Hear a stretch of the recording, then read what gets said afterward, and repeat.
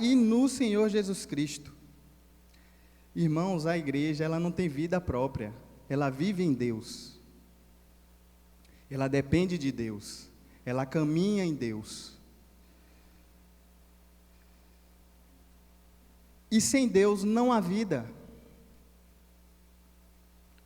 Não há vida. Uma igreja que não está estabelecida em Deus, ela pode parecer igreja, ela pode agir como igreja, ela pode falar como uma igreja, mas se falta Deus como fundamento dessa igreja, ela pode ser tudo, menos uma igreja. E por que Paulo diz isso? Nos versículos a seguir, ele expõe que o comportamento dessa igreja em Tessalônica era um comportamento maduro, era um comportamento exemplar. Mas ele começa dizendo que ele estava escrevendo essa carta para a igreja de Tessalonicenses em Deus, que estava em Deus, né? E que ele estava agradecendo a Deus pela vida daquela igreja, porque ele precisava lembrar os irmãos que tudo que eles estavam vivendo é um benefício de Deus, concedido por Deus, é um caminho pavimentado pelo próprio Senhor. Ao invés de dar congratulações àqueles irmãos, ele estava fazendo uso de ação de graças para lembrar os irmãos que tudo que neles havia de ser digno de louvor era um benefício do próprio Deus na vida daquele povo. Tudo que nós vivemos, irmãos, tudo que somos, tudo que temos, é um benefício de Deus em nossas vidas.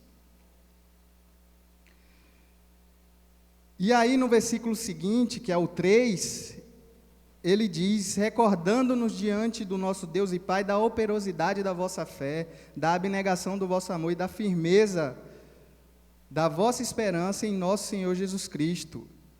E à igreja de Corinto ele escreve, né? Agora, pois, permanecem a fé, a esperança e o amor.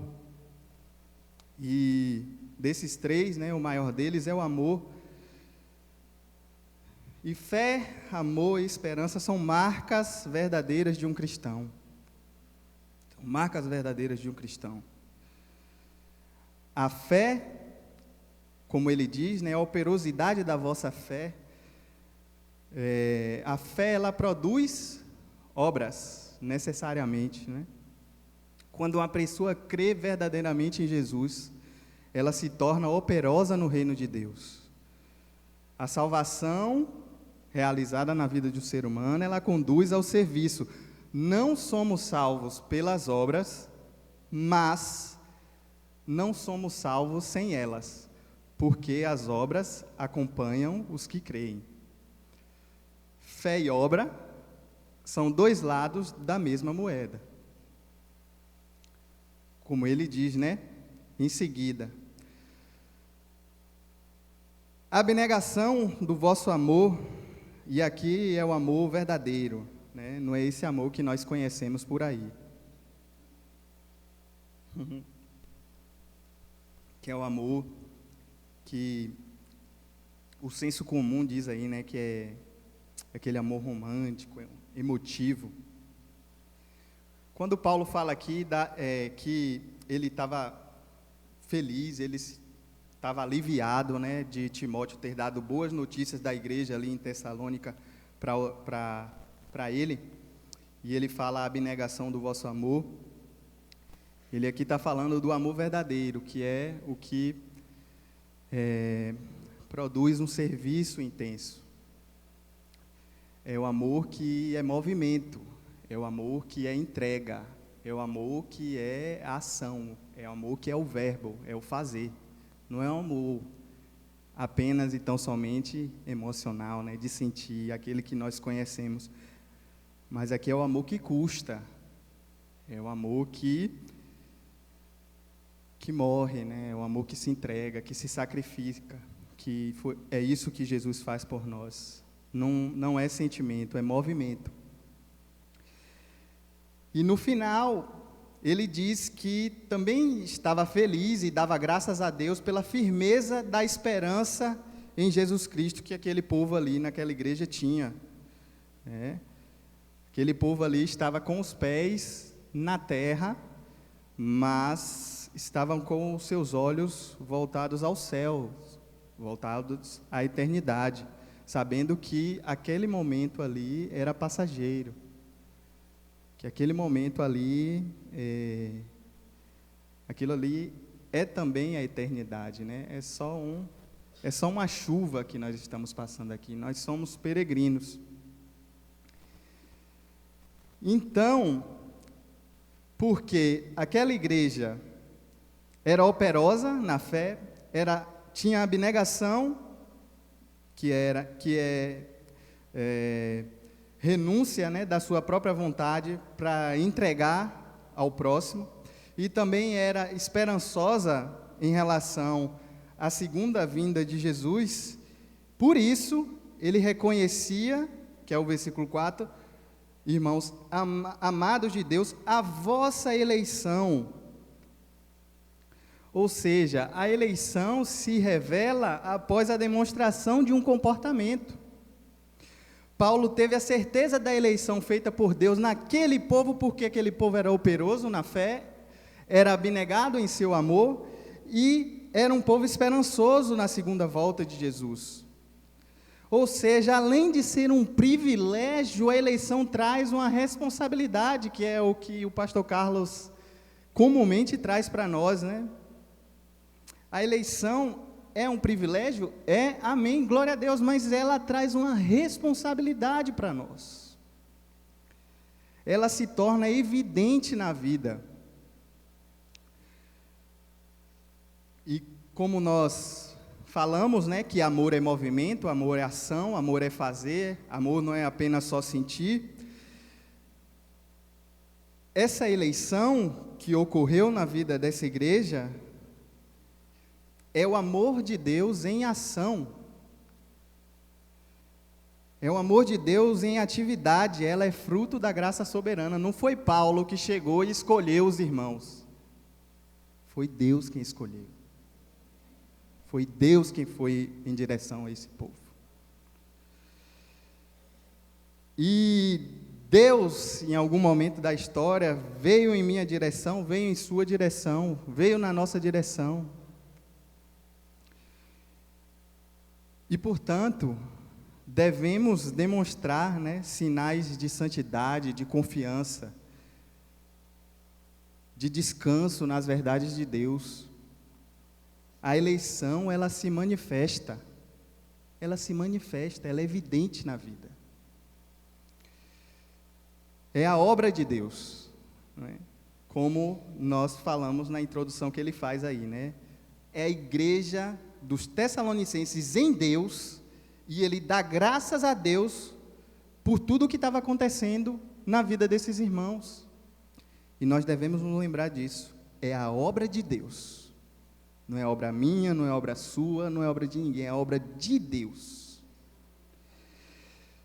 E o versículo 5, ele diz, porque o nosso evangelho não chegou até vós, ele continua nesse espírito de dependência de Deus, ao dizer que o nosso evangelho não chegou até vós tão somente em palavra, mas sobretudo em poder, no Espírito Santo e em plena convicção, assim como sabeis ter sido o nosso procedimento entre vós e por amor de vós. Irmãos, isso é importantíssimo, nós entendemos que o evangelho, ele não é uma apresentação de uma ideia, não é uma apresentação de uma ideologia, não, ele é uma operação de um poder, que salva todo aquele que crê em Jesus. O evangelho é isso, não é uma ideia, nós não vamos convencer ninguém. Quando o evangelho verdadeiro, ele é pregado, é o poder de Deus que está em operação, para salvar, para resgatar. E por isso que ele diz, porque o nosso evangelho não chegou até vós tão somente em palavra, mas sobretudo em poder no Espírito Santo. Irmãos, palavras humanas são inúteis se a mensagem não for dada no poder do Espírito Santo. É o Espírito Santo que convence o homem do pecado, da justiça e do juízo. De modo que a verdadeira pregação consiste na atuação sobrenatural de Deus. E aí voltamos para onde? Dependência de Deus. Paulo, Silvano e Timóteo, a igreja dos Tessalonicenses em Deus, e damos sempre graças a Deus por todos vós. Tudo começa em Deus. A igreja nasce, cresce, se fortalece, se desenvolve em Deus, pela exposição da palavra de Deus. É por Ele, por meio dEle, para Ele. São todas as coisas por Ele, por meio dEle e para Ele. E quem recebe, irmãos, a palavra no poder do Espírito Santo, recebe também uma nova vida.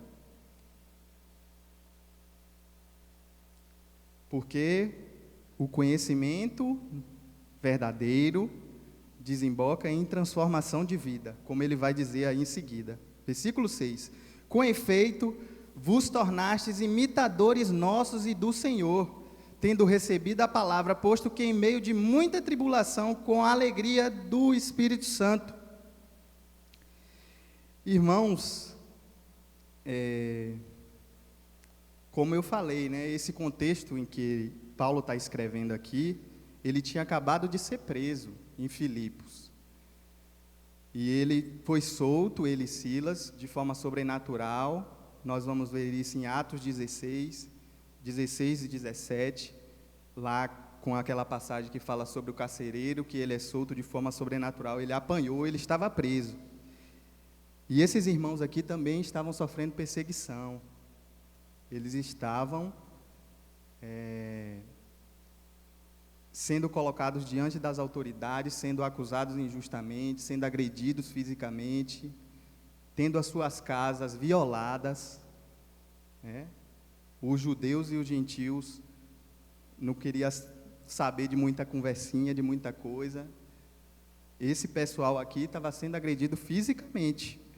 Quando ele diz: com efeito vos tornastes imitadores nossos e do Senhor, tendo recebido a palavra, posto que em meio de muita tribulação, com a alegria do Espírito Santo, de sorte que vos tornastes um modelo para todos os crentes na Macedônia e na Acaia.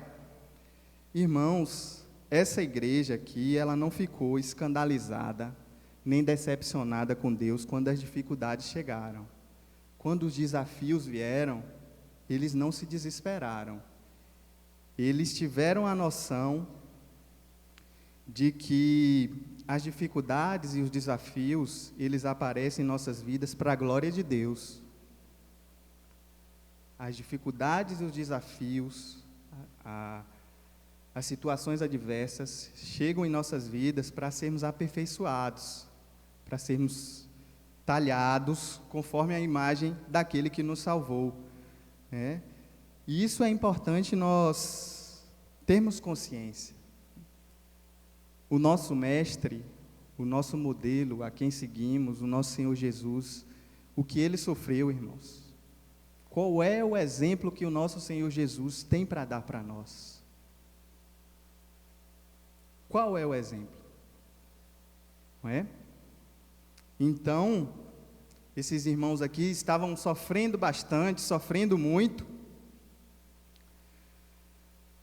mas o apóstolo diz que, ainda assim, no meio de tanta confusão, no meio de muita tribulação, eles estavam sendo imitadores do Senhor Jesus, imitadores dos apóstolos.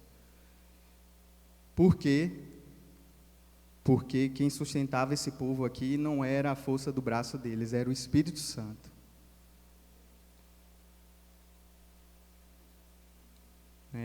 Só por meio do Espírito Santo, atuando nas nossas vidas, é que nós vamos estar prontos, nós vamos ter forças para poder obedecer ao Senhor e seguir em frente, para poder caminhar. Se nós tentarmos com a força do nosso braço, nós não vamos conseguir. Nós precisamos ter a consciência que nós estamos em Deus e que a obra é de Deus, não é nossa. E como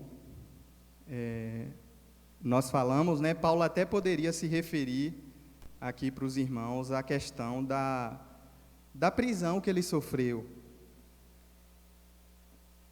anteriormente. Até quando ele chegou a primeira vez nessa cidade, em Tessalônica, ele estava preso em Filipos. E aí Deus solta ele de forma sobrenatural e ele vai para Tessalônica. Ele poderia dizer isso aqui aos irmãos, mas ele não falou. Ele próprio estava sofrendo por pregar o Evangelho, sofrendo perseguição, né? Física também. E ele continua dizendo que esses irmãos, eles eram modelo para todos os crentes na Macedônia e na Acaia. Ou seja, esses irmãos eram exemplo. Eram exemplo. O versículo 8 continua: porque de vós repercutiu a palavra do Senhor, não só na Macedônia e Acaia, mas também por toda parte se divulgou a vossa fé para com Deus, a tal ponto de não termos necessidade de acrescentar coisa alguma. Ou seja, irmãos, os estudiosos dizem que Paulo aqui não passou nem 3 semanas com esse povo aqui, ensinando, estando junto com eles. Então, era uma igreja criança, né, na fé, era uma igreja jovem, mas esse povo, ainda criança em Cristo, havia se tornado exemplo de fé, de amor e de esperança para pessoas ali na região, Macedônia e Acaia. Então, nós voltamos àquilo que nós falamos. Irmãos, a palavra de Deus sempre mostra para nós que a eleição, ela sempre envolve responsabilidade. A eleição é um privilégio, né? Não fomos nós que fizemos nada, não depende de nós a salvação, né? Mas essa eleição envolve responsabilidade. Deus nos escolhe para testemunhar. Deus não nos escolhe para nós cruzarmos o braço e descansarmos. Não, Deus nos escolhe para testemunhar. Testemunhar na nossa vida em comunidade, testemunhar na nossa família, testemunhar com os nossos amigos, testemunhar no nosso trabalho, testemunhar nos nossos estudos. Deus nos chama para testemunhar, como esse povo aqui estava fazendo. E o versículo 9, ele continua: pois eles mesmos, no tocante a nós, proclamam que repercussão teve o nosso ingresso no vosso meio, e como deixando os ídolos, vos convertertes a Deus para servirdes o Deus vivo e verdadeiro. Ou seja, esse povo estava perdido, né? Estava distante de Deus. E ao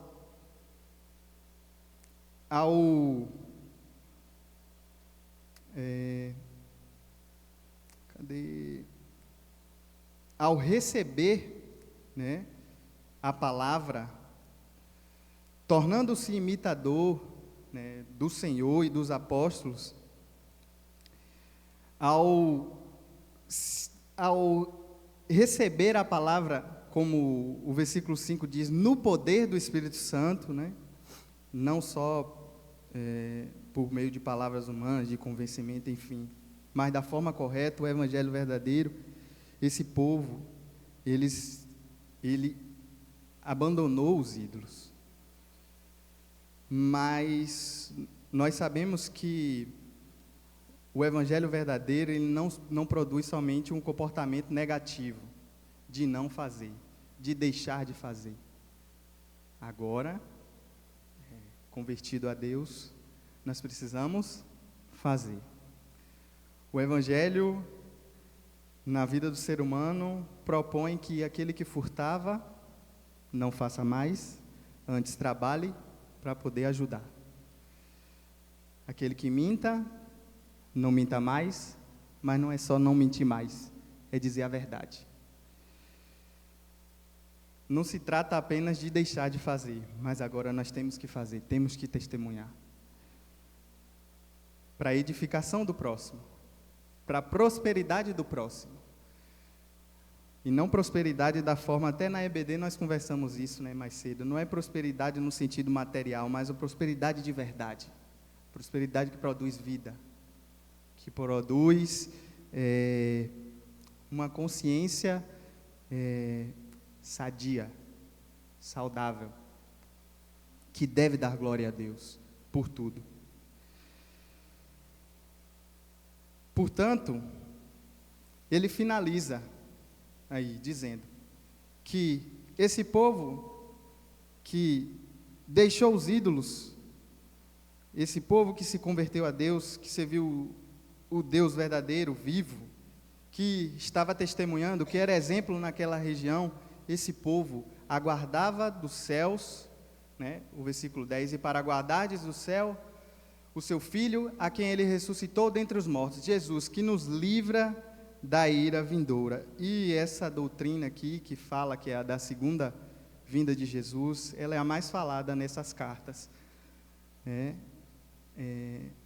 Esse povo, eles aguardavam a vinda, a volta de Jesus, segunda vinda, ansiosamente. Eles se alimentavam dessa bendita esperança. Eles tinham certeza disso, né? E esperança é isso, é ter certeza naquilo que a gente nem não vê. Portanto, irmãos, esse deve ser o nosso foco, né? A eternidade, aguardar o nosso Senhor e Salvador Jesus.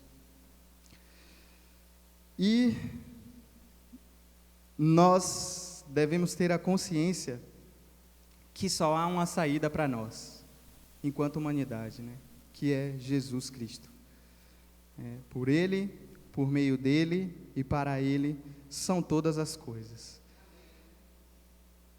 Somente Deus, né, pode realizar tais obras sobrenaturais, produzir fé, esperança, amor, fazermos com que seres humanos perdidos, como nós outrora estávamos, sejam eleitos pela graça, por meio do Espírito Santo, para imitar a Jesus, para receber a palavra dele com alegria, muitas vezes mesmo no meio de muitas tribulações, muitas adversidades, dificuldades, mas ainda assim testemunhar, glorificar a Deus e aguardar a volta do Senhor Jesus. É para isso que nós fomos chamados. Se nós tivermos essas características que nós lemos e estamos refletindo, né? Aqui a operosidade da fé, a abnegação do amor, firmeza da esperança no nosso Senhor Jesus Cristo, nós vamos nos transformar naquilo que Deus quer que nós sejamos. Não é? E o resultado disso é glória e louvor e honra a Deus, porque Ele é o único digno de toda a honra, de toda a glória, de todo louvor. E é para isso que nós estamos aqui. Né? E o perfil